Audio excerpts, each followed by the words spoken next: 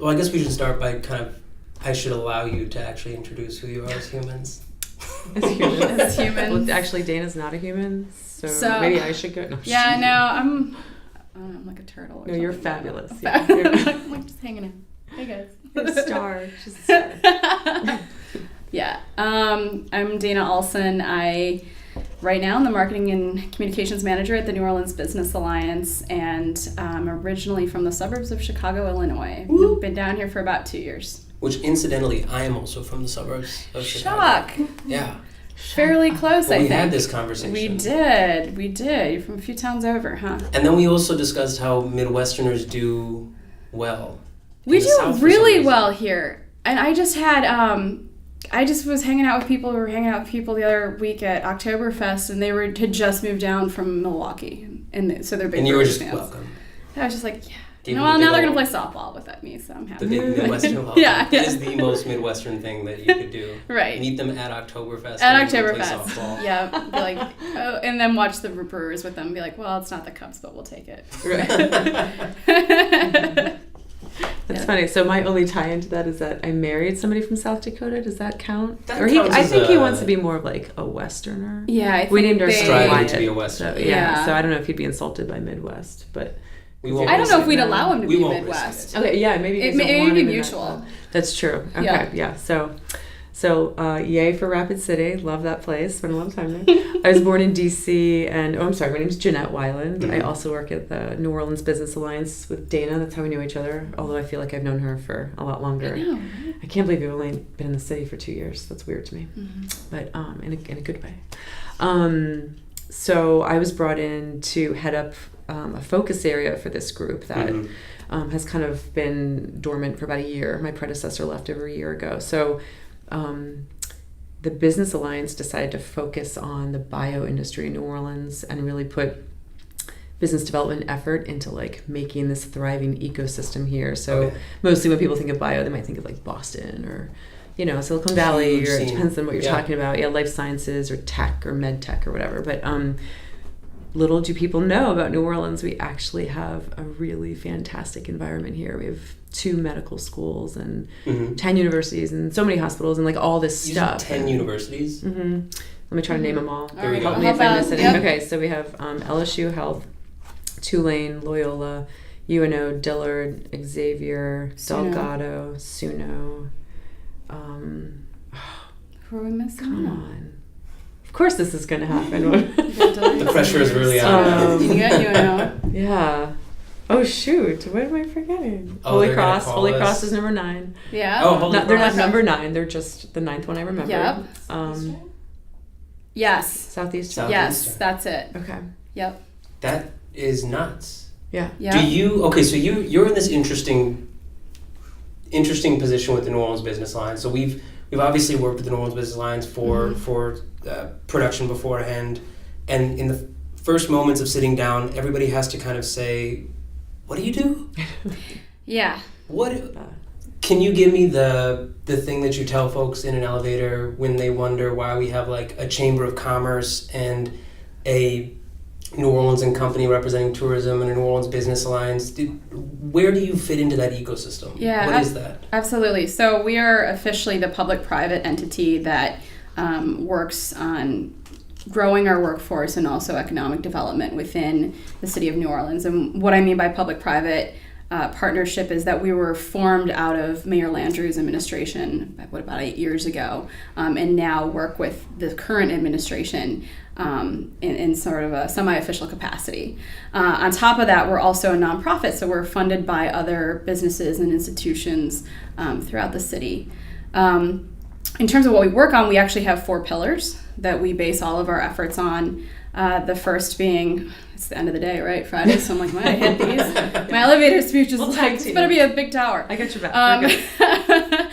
We've got place-based economics, or economic development. So one example of that would be the Claiborne Corridor and the work Place-based economics. Right, so neighborhood-focused and centric areas for economic development that is inclusive of the community in terms of that growth. Would that include like the corridor on O.C. Haley? It would. That's not like a project that we are particularly involved in at this moment, but it definitely that sort of idea. If you look at the Claiborne Innovation District, CID NOLA, I think is their website, that's really more what our current one is, and then we're working to like expand that. So that's sort of our first pillar. Our second one is the small business ecosystem. So being here and trying to grow that, helping startups stay up, scale up is our big mission there. The third would be just the classic economic development, bringing and keeping businesses in Orleans Parish.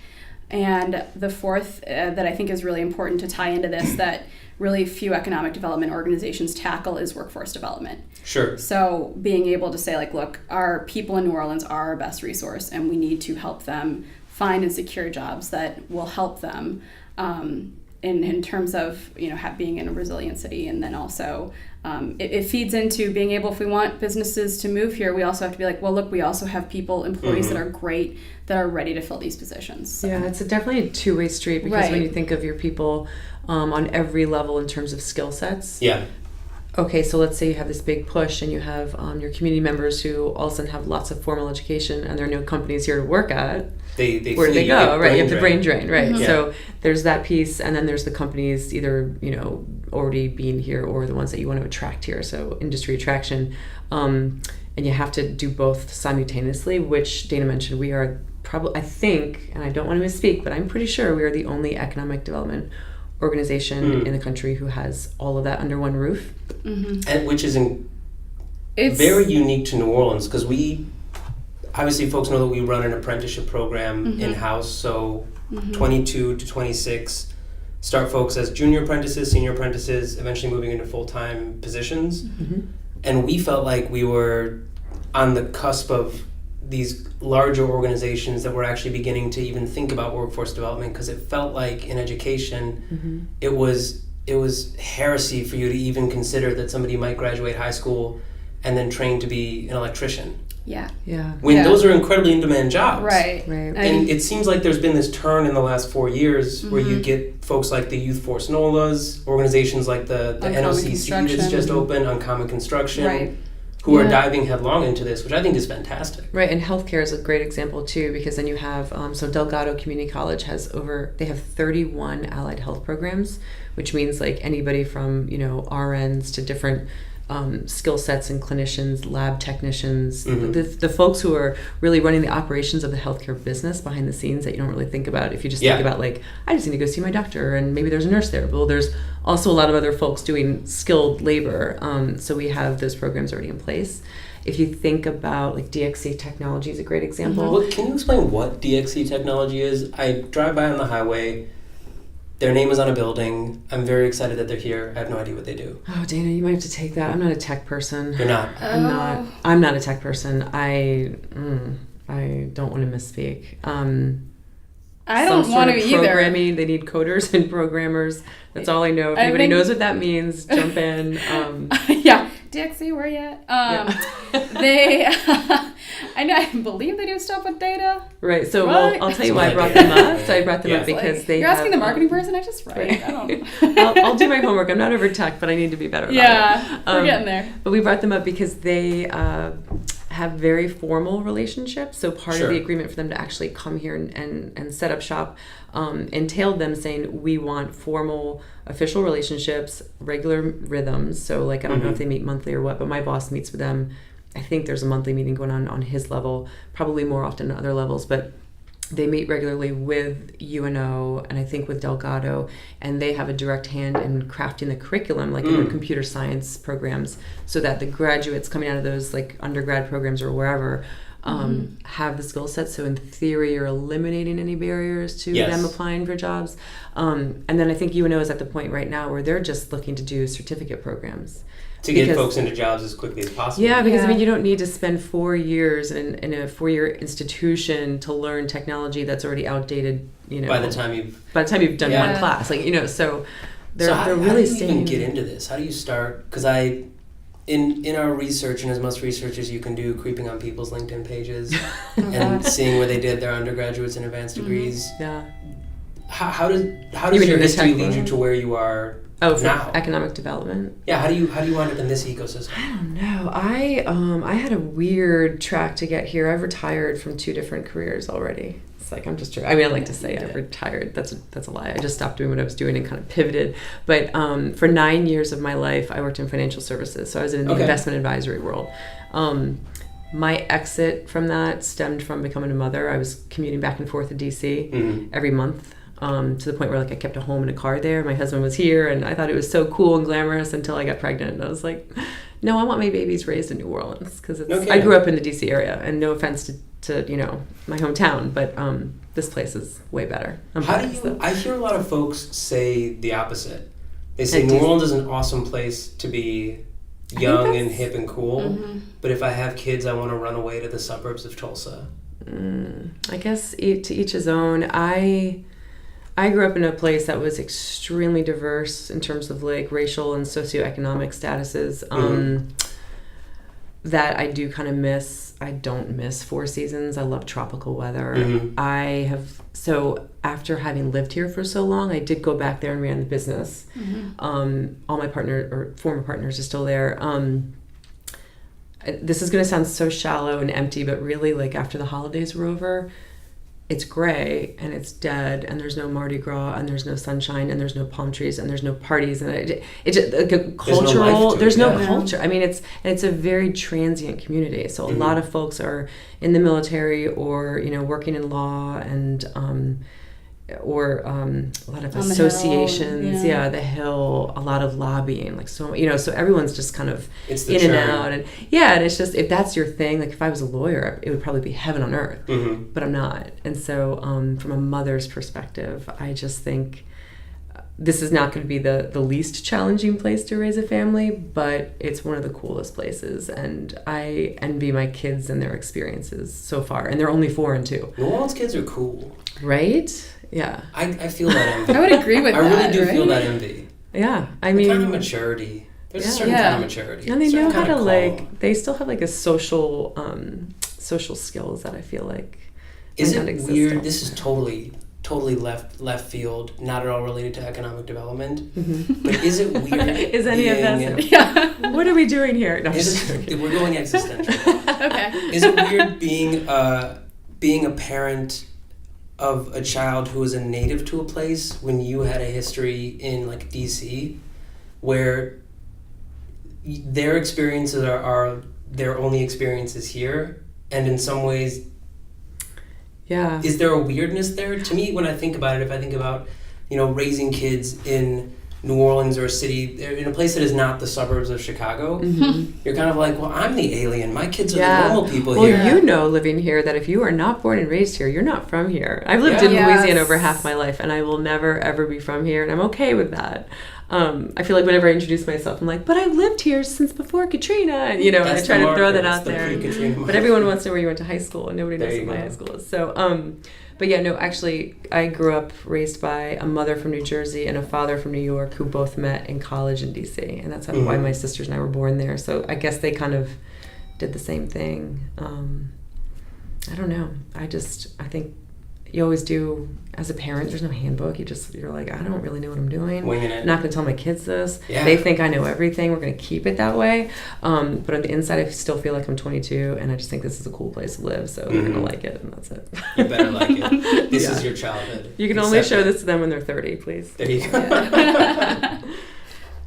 But actually, and so in terms of like quality of life and like why people live here, it's a huge part of our selling New Orleans and Orleans Parish in terms of economic development. It's like it's a roadblock.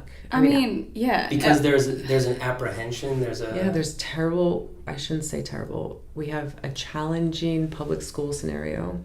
Yeah, we have. Well, it's extremely confusing to navigate if you. Very difficult. Yeah, if somebody was trying to explain it to me about it's like it's like enrollment. Period or time or. And then all your options aren't great. So and I didn't get it. I was like, I don't. Yeah. It's like a lottery. Don't waste your brain energy until you have to. Okay. It's terrible. Okay. Good to know. It's getting better after Katrina. And then you have like what else? I mean, crime rates aren't spectacular. So if you want to compare suburban wherever America to, it can sound scary. So you have, if you're family thinking about moving here for a job, you have like schools to think about. If you don't have kids, you have crime rates to think about and property values and public transportation and water boil advisories. The sort of stuff of the city. Yeah. The bones, the infrastructure. How do you articulate that? Has to feel like a really interesting charge to have the responsibility of expressing to folks how there is this really badass culture, and then simultaneously there's also high tech, and we also just built I don't know how many billions or many hundreds of millions of dollars this new hospital corridor is. Oh, it's amazing. But this is premier. This is some of the finest. And I think it's a testament to the fact that, yes, our city has problems like many other cities do, and they're ugly and they're not great, and we're trying to make them better, right? But that's not, that doesn't impede economic development. And that doesn't impede being able to create these amazing facilities like the biomedical district, the biomedical corridor. So that's kind of a narrative that we kind of have to get past, because really, if we look at all these cities around us that have developed around the country, I mean, whether it's Austin or whatever, I mean, they used to be little tiny specks on a map too, right? Yeah, Birmingham, Nashville, I mean, you name it. Right. And then, I think something that, as we're talking about this, I'm thinking out loud, I don't talk enough about, is the fact that there are so many different ways to live in New Orleans. I mean, you can live on the lakefront. That feels like suburbia, USA. Yeah. You can live in the CBD. You can be uptown. You can be in mid-city. You can be in Central City. You can be, But all of it is variety. Less than a 20-minute drive, really, from where you're working. Booyah. Which, growing up in the suburbs, I mean, my dad took Metro. Took the train. Took the Metro Express every morning to, go work on State Street, and I was always there. That's not my life. That will not be my life. Yeah, DC is the same way. You have to drive 50 minutes to go 10 miles. It's like, I couldn't imagine it. Even visiting my buddies, I went to a wedding over the summer for some buddies who were living on the Upper East Side, and they were so excited. They had their apartment on the Upper East Side. I'm sure that's awesome. And it's very sexy New York, a couple of blocks from the river. Yep. And you go up there, and I flew into Newark, and I had to take the train to Penn Station. And I get out at Penn Station, I'm like, what kind of Mad Max universe did I just walk into? Right. And then I have to go from there up to the Upper East Side. It takes and forever. Everywhere the subway is it smells funny. It smells like, The subway in Mexico City is cleaner than the subway in New York. That's true. I believe you. And it runs on tires. It doesn't have the rails, so it doesn't squeak and things like this.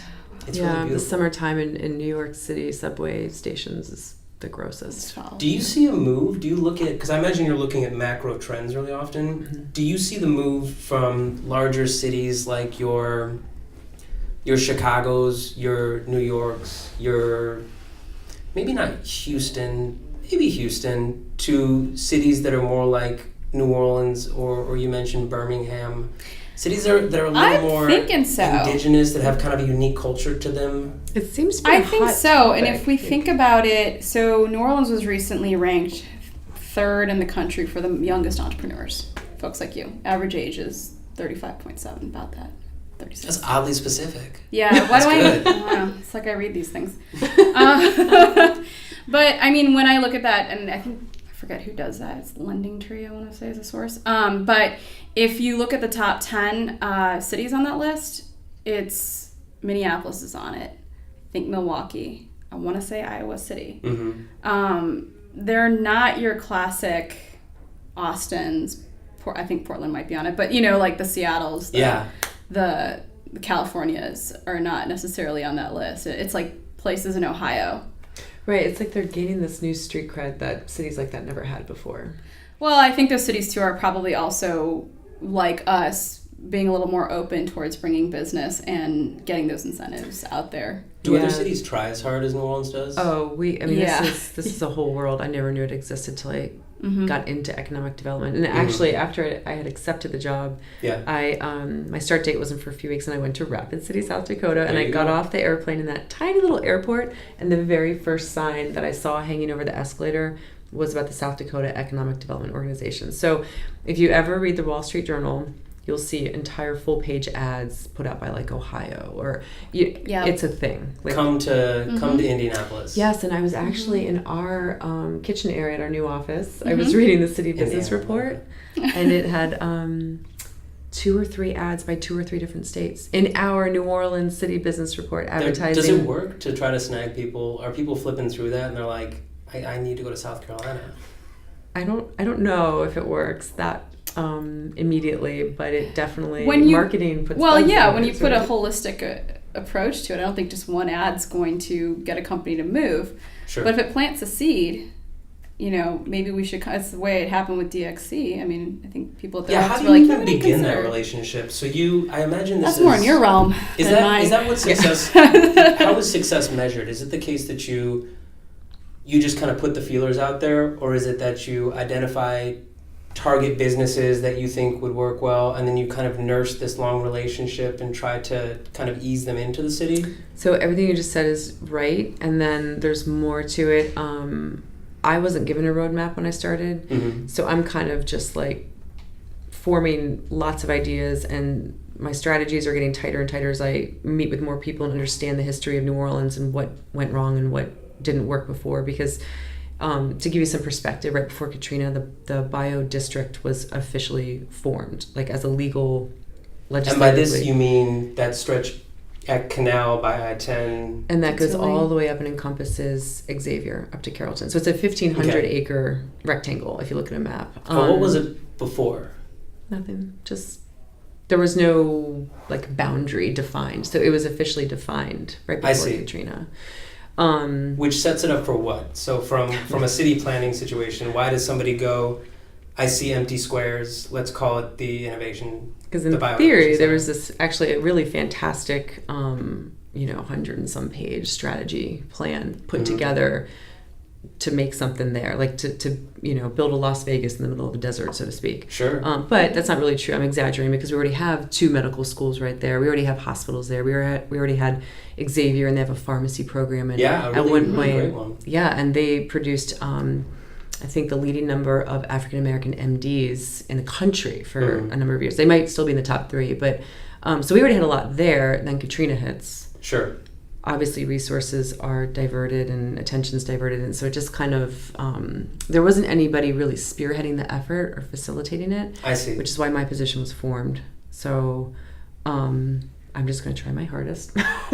This is no small feat. It will take many years. It's 1,500 acres. I mean, that's a big. Yeah, and it's not really about the physical space. I think starting out, like what we're doing. So you mentioned, do you define specific targets, companies who you want to come here? That could be that's one strategy. We're definitely looking at long lists of companies. We currently have we have the most competitive tech incentives in the country. In Louisiana, financial. So we would like to see something happen similar for the bio life sciences industry to kind of spur some investment here. There's a bunch of different strategies, but it is often a chicken or egg situation. Exactly. We've gone to a lot of conversations as far as the entrepreneurial ecosystem is concerned, and we started the company, we bootstrapped it. So we have been fully bootstrapped, and only now we recently were. When did you found? Sorry to interject. When did you found Gigsy? Legally 2.5 years ago, but operationally closer to 3.5 years ago. Really kind of edging on 4. Yeah, so you're getting that kind of point of. Like we're like next level. Around. Yeah, next level. Going next level. And only now with we're participating in the Goldman Sachs 10,000 Small Businesses Program. Good for you! Yay! There was much rejoicing. That's awesome. Only now can we even consider what next round funding looks like. And the irony of it is that we were exposed at such an early stage to all of like the hype and sexiness of like, go raise money and your idea is this thing, and everyone was kind of trying to force down Silicon Valley style growth in New Orleans, but they didn't really understand why they were doing it. Yeah. That only now are we actually looking at funding, and that we're not at all looking at that kind of stuff. It's like, well, let's just go get a bank loan. Right. Just like do business, contribute to the city, like figure out types of financing that work for you. Yeah. And it feels like the city now is actually starting to define its own kind of entrepreneurial culture where it's not trying to emulate anybody else. I think that's it. And that's intentional is like, I was talking about one of our pillars being small business ecosystem. And the guys on that team over there are really mapping what resources are available to people here and where are the gaps, right? So they did identify that. A website? It's going to be cooler than that. It's actually going to be interactive. It's rolling out in early 2019. So Can you tease us a little bit? They have a few tools coming out. So they have one that we will be the second city in the country to get it after Seattle. Dang. It's customizable data about New Orleans with the goal of helping businesses make decisions. Mm-hmm. The second tool, though, is more of their resource guide. Because what we find here is a lot of people, if you have a construction company and they employ only, say it's just 4 guys, right? And what do they need to do? Do they need to go to a bank, or do they need to go to some sort of accelerator or incubator? Sure. Right. Where's the path? Okay. Also, is it a business owned by an African American? Well, then they should be certified as a DBE, and how to get procurement, and especially with things like construction and other businesses where you supply things, you want to go through the procurement opportunities, and kind of knowing where those are at. It can be really tricky if you're just starting out. So this second resource will be more towards that end. But along with that, a lot of what they've done is really map out in the city where are the opportunities. I think they found that, we're really great at being like, I have this great idea, and everybody's like, awesome, here's a pitch competition, let's do it, and you get money, and it's awesome, But then what do you do with that business when it's like, been around for 5 years? Exactly. And how do you get a business from 500,000 to 5 million in a period of a few years? I'm sorry, I'm jumping in because then my red flag goes up, and I'm like, okay, and then if they get to 5 million, how do we get them to stay here? We don't want them leaving, right? Because especially when you introduce, so that's when you kick into like and then I'm like, outside investors can play a big role in the business decisions, and they can choose to relocate you close to where they are, maybe in California or. Now you have a lot of familiarity with this. In my brief foray into LinkedIn research. You were stalking. So you were doing financial. Yeah, it's LinkedIn. It's professional Facebook creeping. You're like, how many years? And then always every time people mention LinkedIn, I'm like, I haven't updated my profile. How will they know the cool things I've done? I don't you have a lot of about experience myself. in this. You worked quite a bit in the financial planning world. Mm-hmm. So do you have experience on the investor side of things? Not in the realm that I'm working in right now, but I think it's like a general mentality. Sure. When it comes to investors and investing, and whether you're an angel investor and you're directing your own cash like directly into this one company or a portfolio of them, or whether you're controlling money in your 401k account, Sure. Everybody has different levels of risk, and you need to understand, at least to a certain degree, what exactly it is you're putting your money in. Yeah. And the world changes. So to give you some perspective, years ago, I remember like educating my clients and telling them how I was invested. I liked utilities. I liked things that like people depend on. Sure. And I had to change and realize that cell phones and data are utilities now. Because what I learned through clients and through people and wholesalers and other fund companies who were traveling the globe, people in third world countries or developing countries will not have electricity or running water in their homes. Yes. They all have cell phones, Yeah, and they'll charge them. Yeah, they'll charge them in cars. And so this was a necessity, is a necessity to people, whereas like running water and electricity in your home are not anymore. So you have to kind of change, what you think of as your investment pools and what your risk tolerance is. And I think that's the perspective I bring in terms of an investment vision. But today I had meetings with Louisiana funds, and they're a very successful venture capital firm in Baton Rouge. They focus on the life sciences and bio arena, and it helps me to be able to speak to these people because of my background. And one guy's a CPA, and my brain's not nor organized that way, but at least I can like have conversations and then understand what data I need to make things happen for our community. So it's translating in a sense. Exactly. That's all that it is that you have to understand what the language of somebody who's going to invest their capital into an ecosystem is, in the same way that a business owner needs to understand what it is that somebody's looking for that will determine the viability of what their thing is, you know? Exactly. And you know, you just made me think of another example is what I'm learning in this whole bio world is that so many of these startup companies, when they get to certain growth stages, like maybe around their Series A funding level, which is kind of like, all right, now we're a big boy, now we're really playing, they hire external CEOs. So that the idea person behind the company, who's still like controlling the ideas and the strategy, so to speak, knows the science or whatever behind it. Yes, they are not well suited, or the best fit for a CEO who has to go out and raise money and speak with the public face. And so it's very interesting. What is the funding ecosystem like in Louisiana? I hear a lot of lamenting. I'm learning. Everyone just says, like you said, they lament and they say there's not enough. We need more private equity. But I think this is where I am going to rely so heavily on marketing and experts like Dana, because that's not my shop. I don't think a lot of folks understand what we have here. Like you were saying, the assets. I mean, I was at UMC, and that's a $2.1 billion facility, and I'm telling you, I felt like I was in a sci-fi movie on Mars. It is so cool. Yeah. State of the art, the only level 1 trauma. Did they show you something? I was meeting with their CEO, who was like amazing, and I don't know what I saw. I was just enamored. It's like, this is so cool. I think somebody floated by. And a hoverboard. Right. A hoverboard. I don't know what was going on, but it was really great. And I think that there's just like there's a perception of New Orleans that, we're Bourbon Street, we're Mardi Gras. Yeah. There's a perception of Louisiana that we're like crawfish boils and football, and we are all that. And that's what makes us so fun and great. But we also are so much more. Yeah, and I think it's, for me, the way I look at it is, I think because I have that background in history, I'm like, okay, well, what's the story and what's the thread, right? And I feel like in this past 10 years, the thread that's bound, because we had this whole influx of people come down after Katrina, right?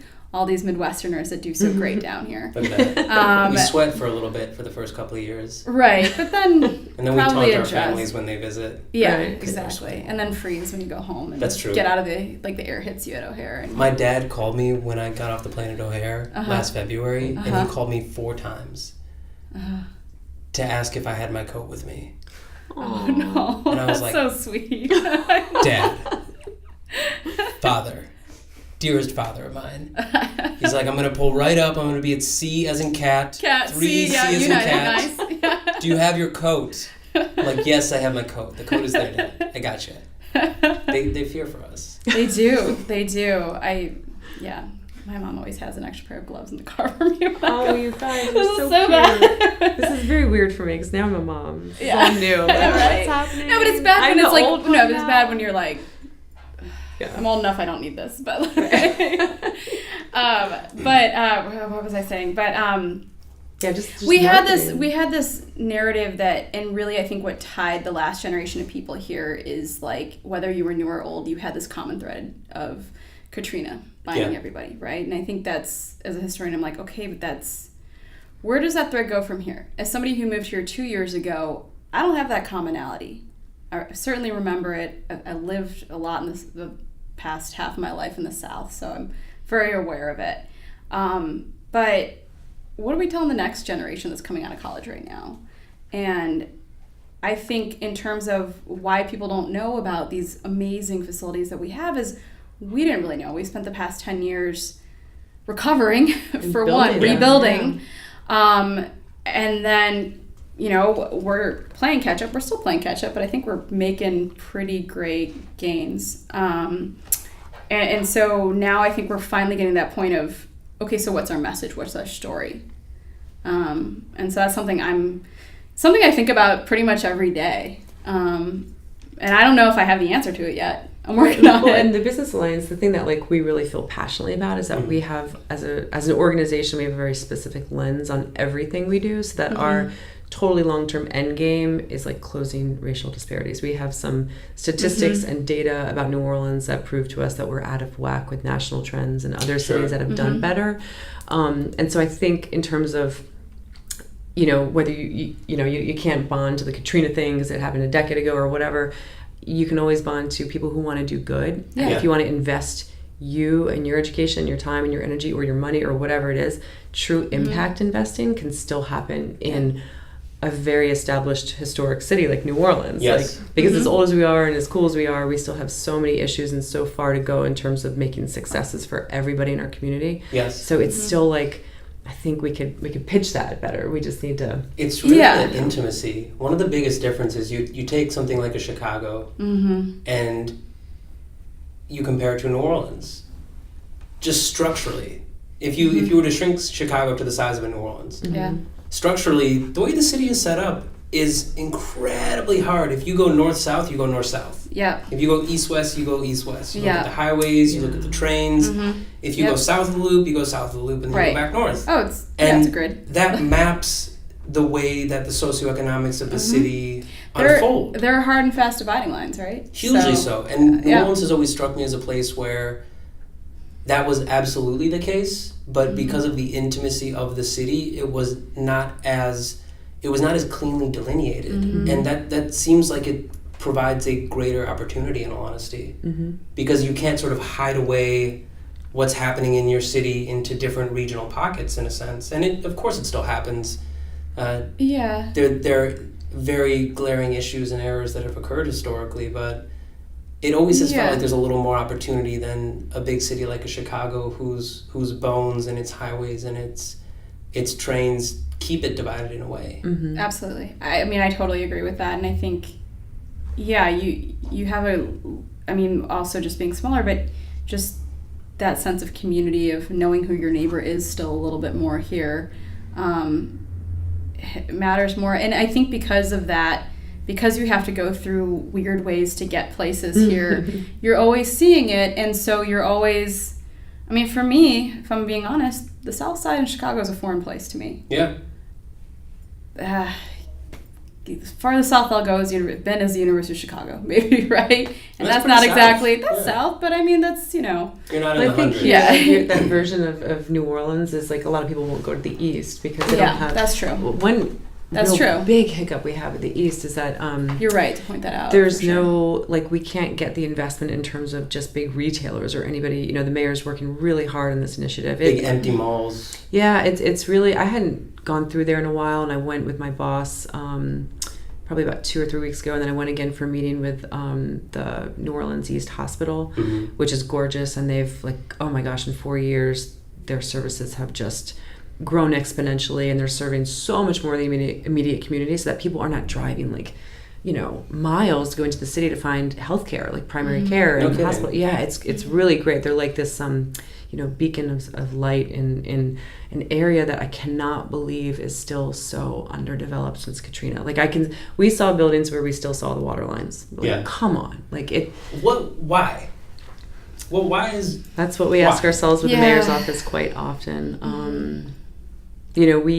So as an economic development organization, we show, my boss, is in touch with site selectors and brings them out there, and we have old AT&T, buildings and big industrial areas where filming was actually doing well out there, or could do really well out there. Apparently they're shooting another film out there, but... I don't know. It's a very complicated question, and a lot of people are asking it and trying to figure it out. I don't have the answer, and I don't want to speculate, but it's complicated. It really it is kind of you say New Orleans East as if it's the south side of Chicago. It's a place where it's like, well, but if you think about it, I don't know. Well, we don't. South side Chicago. But it's like a place you get on the highway and you drive past. Yeah, right? So there isn't. I know that one issue. I'm sorry, I just remembered one stemming. One catalyst for this is property ownership. I was going to say, I think that's very part of complicated out there. Yep. It's not like, one simple person owns acres and acres and acres, and we can just buy it from them and then do something. It's like 3 people might own this entire commercial acreage division, and they all hate each other right now. And it's private land, so you can't touch it. And then and then you have this other space where they owe millions of dollars in back taxes and whatever. And so if the mayor takes it away, and follows up with a lien, tax sale or something. Yeah, then it's but there's still no guarantee. You can't force a private entity to buy it, or they could buy it. You can't force them to do anything with it. They could let it sit there until somebody else makes the first move of investment that would raise their value. And success. So that's got to be really hard as an economic development organization, because you're seeing things from sort of the macro perspective, but then getting caught into the intricacies of like titling disputes. I get really bugged about the people. They're the ones who are suffering. Like, I can't imagine if that's your home, if you have a home in this neighborhood and every other house was not rebuilt, and you've got, plots of land where the grass is 3 feet high and, no street lights. I mean, it's just so unfair to them. And it's like, my thought was like, I love America so much. And I was like, this is just un-American. Like, this is not acceptable in America. Like, sure. We should have better. So I'm passionate about seeing some change, and I think the mayor is too. And like, we're working on it. So she's got her initiative with the cleaning up the lots, cleaning up streets. She launched it a week or two ago. You should drive through. It's eye-opening.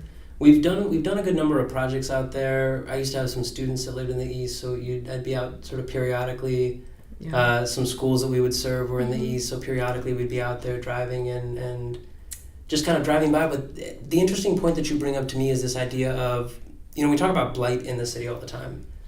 And it's not as simple as the house is gross. I don't like that house. It hurts my eyes.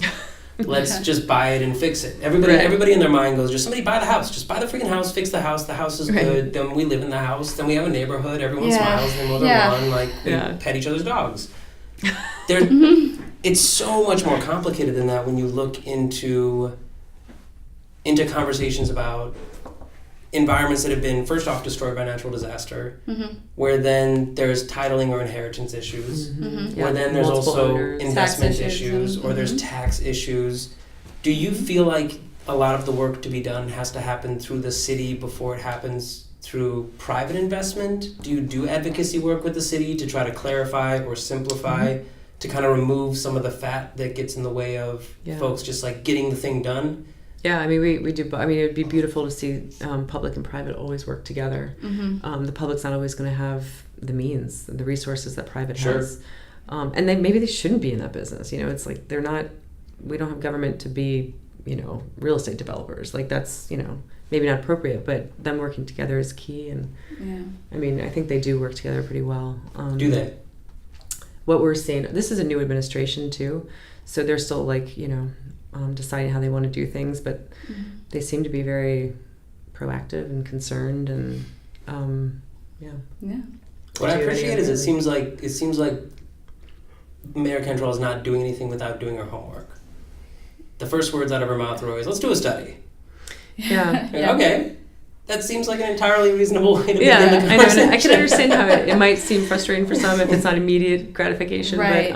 But yeah, I mean, so many things are just so complicated. I think intentionality is like is the word I keep hearing around what's the intentionality? And I think that's kind of coming from her administration down, and sort of channeling that, and what you're doing is sort of the key. And like what you're saying, like, let's do a study. It's like, that's good. Like, what are we planning here? Yeah, let's not just have another ribbon cutting so everybody looks nice. Like, let's be like intentional about it. Yeah, exactly. Let's have some meaning behind it and some impact. Right. Y'all are really doing the work that I can't do. I'm so fascinated by all the public-private no, but you're doing it partnerships too. and the but you're doing it like through your apprentice program. We're doing it through business. We're doing it through. But that's how. I mean, it needs to work on all these levels. So we need more businesses. Good job. We're trying. We're doing the best we can. Everyone I can. I look at them in the street. I go, start a business. Yeah. And they go, leave me alone. I'm trying to eat some cheese at Bacchanal. Right. Here's the briefing guide. He just told me to start a business. I really think that it's the balance, like you say. If you start with the presumption that folks there are multiple ways to advocate for, like, the Americanness or the bettering your community or the ecosystem that you live within, as long as you remember that there's a balance to it, that it's not sort of cookie cutter business versus the government or government versus the business, that it is a conversation, and it's meant to be tension, and it's meant to be kind of messy. It's kind of like diversity of thought, like how powerful that is. Yeah. But you're not in a room with everyone who thinks like you and looks like you and is coming from the same perspective as you. Right. The results are so much better. But to communicate, with different cultures or different mindsets is difficult, and it can be painful. But in the end, your end result is so much better, exponentially. Do you have a crowning achievement so far? Something that y'all have just gone, nailed it, and then high-fived in the back of the room. I'm in marketing. What have I done? Everything. Yeah. So first of all, I mean, I've only been in this role for 3 months. So No kidding. yeah. So I'm like, well, in the past 3 months, what have I done? You know what I did that was fun yesterday? They're having some issues in San Francisco about wanting to raise corporate taxes. And so I tweeted a message at San Francisco about you should move here, boosted it. Got 700 link clicks to look at our tax incentives. Wait, say that louder. Yeah, so I... Because I really like everything that just happened. Yeah, no, they... so we are lowest in the country in corporate... What is it? Corporate income tax? Or corporate tax? Yeah. Yeah. So San Francisco, since they're thinking about raising their corporate taxes, I tweeted a post about with a little graphic about that we're the lowest, picture of our skyline, so the Silicon Bayou welcomes you. Love it. Yeah. Dana has some really good, witty, marketing things that I want her to roll out. Yeah. But I also have to be serious business sometimes. No, I mean, serious business can be funny. Yeah. So tweeted, we boosted it, and hey, we got like close to 800 link clicks on that one post, and I did not boost it for very much. So. That's amazing. Yep. So that link to our page about the tax incentives you can get here for tech and whatever. So I mean, they are the most competitive in the country. They should be looking if they're business savvy. If they're serious about right. I was surprised though, because I'm as much as I love social media, I'm also a little bit of a skeptic of it a lot of times for advertising, and so I was surprised. I was like, really, got 800 out of that? That's awesome. So. I was happy about that yesterday. And if that gives you even 1% conversion on phone calls, right? Exactly. Right. You sound like you're a business Yeah. And I think it had over 16,000 impressions too. So, and I targeted an age group that was a little older, so I was figuring that's more of the decision makers. Kind of C-suite business owners. Yeah. I wasn't just doing. Millennials. But. And it's way more fun to be here than San Francisco. Right? Holy smokes. Yeah. Agreed. Yeah. No shade on San Francisco, but shade on San Francisco. Oh, for sure, shade. It's way for more sure, fun. shade. I've heard there's no Mardi Gras I'm not there. afraid. I've heard there's no Mardi Gras. There's no Mardi Gras there. Yeah, no crawfish boils. No, I'm just kidding. A girlfriend of mine from high school who lives in San Francisco, and she has her own landscape company. She's just been an avid jazz fest goer her whole life. Because her older brother went to Tulane, and her parents are always down here, and so she's coming to visit in March for St. Patrick's Day. Yay! They don't Does she know what she's getting into? Oh yeah. So okay. she has, I mean, nobody has St. Patrick's Day parades, I guess. I think I went to one in Boston once, and I was like, Boston, Chicago. Yeah, and I was like, oh, this is gonna be great because it's Boston, and you can't even hold your drink outside. I was like, and they're not throwing you anything. I was like, what's happening? This is so boring. Why is nobody throwing anything at me? Right. I need a head of cabbage. Yeah. Why? Gotta I make know. soup. Or some Irish Spring soap. Come on. It's It's the small rewards. Yeah. I love it. So we've successfully done business. We've successfully done fun. We've hit all the metrics. Are we missing? Because we've gone 47 minutes at this point in time. Oh, we have. Wow. Outrageous. Time flies. It does. Yeah. I don't know. I don't think. Maybe we should just come every week and tell you our deep thoughts. See how many more hours we can. See how many more cities we can start stealing folks from. Dana had a good idea for Boston. It's Ohio. Boston's a big hub. Yes. And something about the weather. Too, right? Yeah. I don't remember. Yeah, we need to start tweeting them. Oh, we're gonna this winter. In the winter. Boston hard, We're gonna have coconut drinks in our hands. Oh, you're mean. Yeah, we should. It's true. In March, you're going to be sitting on the roof of the Ace Hotel. Yeah, well, because we were like, you Mardi Gras not till March, I do, but we were like, we could. I was like, well, we'll start early enough. We could, Yeah. Carnival's a whole season. Right, so we could do something late February. Just do a king cake every week. Well, still snows in Boston in March, so. Yeah, boo. Yeah. Yeah, king. Oh, yeah. We should just ship people king cakes. We should. I love this. Is a great business development idea. I'm shipping king cakes to every venture capitalist around the country. Do it. I don't know where the budget's going to come, but dollars. do it. Yeah, not public government. Yeah. Private money. Yeah. No, just private money. Let the record show that this is where the idea was born. Okay. Thank y'all so much for coming in. Thanks so much for having us. It was a pleasure from the New Orleans Business Alliance. The rock starring as representatives. We're trying. Yeah. This was it. I think we did Awesome. Yeah. Thanks, guys. Cheers. Thank you. Thank you.